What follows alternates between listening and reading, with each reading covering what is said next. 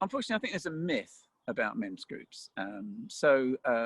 I try to give a rough explanation of how it works and the logistics of it. And even though for us now, we don't go and hug trees. But we're quite, we have before though, haven't we? Yes, we did once. But I think that it's something about the openness of the content. So at the group, I explained to them that we can talk about anything. There's no, and we talk about some very, very difficult subjects. So we talk about, we've discussed rape in the groups. You know, we've discussed death because we had one of our members die, births, marriages, all those things. But there's really no taboo subject actually, and particularly when things can get very personal. So I can get really wound up about another member sometimes.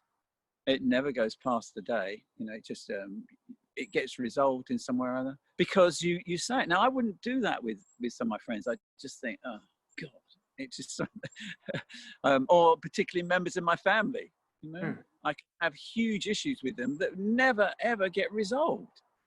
I think all of my issues that I have in the men's group have always been resolved. But it's actually about the way we discuss issues. I think that's the main thing, the depth of it and the intellect and the personal side of it all. And they're also free. And you can see them all checking it all out and thinking it all through at great length. What would you say the best thing you've gained is from a men's group? I think, well, it sounds cliche, but I think I'm more of a man now. I'm not so frightened of things. I'm more confident. And I was terrible when I started the men's group. In the first couple of meetings, actually maybe the first year, the first one, I didn't say anything, didn't speak much, didn't particularly want to speak that much, didn't really understand what's going on. So it took me a while to settle down. But I think there was a moment when I suddenly had some big issue that I took a risk on. So, and ever since then, I don't have any problem talking about anything now at all. And I don't have a problem with confrontation. So even though I still can't conquer my fear of confrontation outside the men's group, I'm pretty bold with it inside. And I'm really proud of that. So I think I would say I've learned a lot, actually, a hell of a lot in that time. And got absolutely no regrets. And and I'll carry on for a lot longer. Yeah.